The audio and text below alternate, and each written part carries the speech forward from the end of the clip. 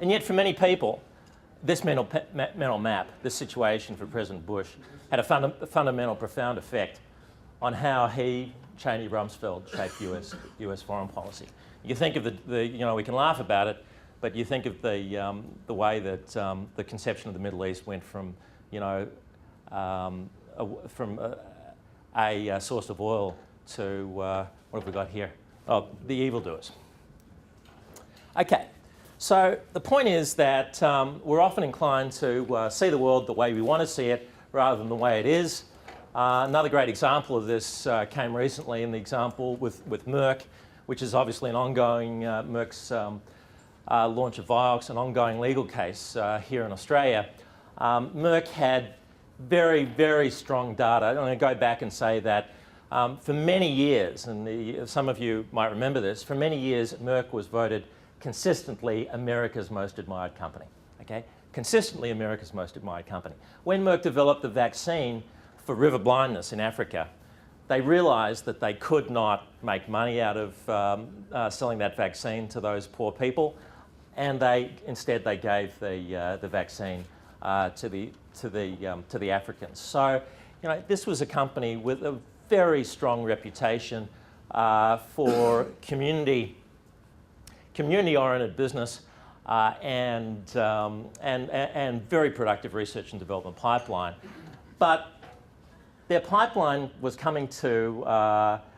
starting to stall, and they had a product that was coming on stream, Vioxx, an anti-cholesterol product that they thought was going to be a blockbuster. The problem was that Merck management not only were faced with a financial crunch, but they were also faced with evidence that Vioxx was causing heart disease. There's no question that Merck had, senior management had evidence that Vioxx was causing heart disease before Merck launched the product. So that was the dilemma facing Merck's senior management. What would they do? They had this really good feedback, but how would they act on the feedback? And that's why I think we should turn our attention to this chart here, where we think about the quality of our feedback and we think about our motivation to act on feedback. So the idea here was that Merck got themselves into trouble. There was hubris there. They overestimated their situation, not because they had lousy feedback. They had terrific feedback about Vioxx. It was because they were relatively indifferent to using that feedback. They wanted to use that feedback the way that they saw fit rather than in the most logical, rational way. And the reality for all of us really is that we're dealing in a world of weak feedback. So, if we go back to our presentation this morning with Ozenko, think of project managers on each of those projects that came up on the screen, okay? Almost invariably, these projects are going to be faced with aspects of cost overruns and time overruns. And yet, project managers, let alone CEOs, are not going to have all the information they need at the time to diagnose exactly what the issues are, okay? So what do you do with that, okay? One thing you can do is act on the information that you have at the time, which you might have to do given the urgency of the situation, and speculate. This is the cause, this is what the action should be. What I often see happen is that managers won't act on the feedback at all, and they're waiting to see how things will evolve, okay?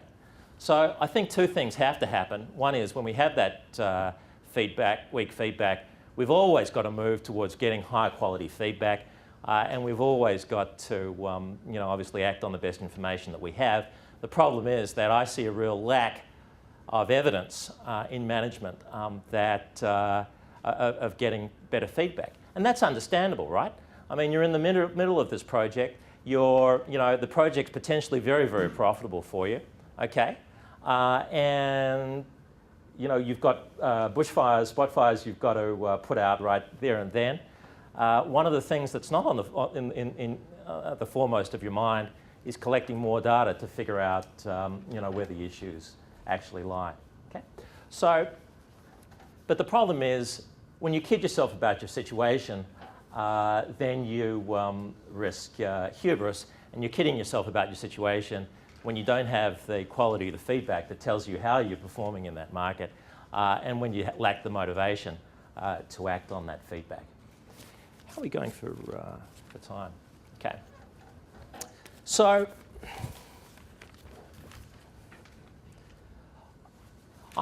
originally I'd wanted to talk about how we respond to success and failure, because I think how we, going back to that earlier slide, how we come to terms with beating expectations can have a big bearing on the stories that are described in the company for why we performed the way we did, just as how we deal with misses.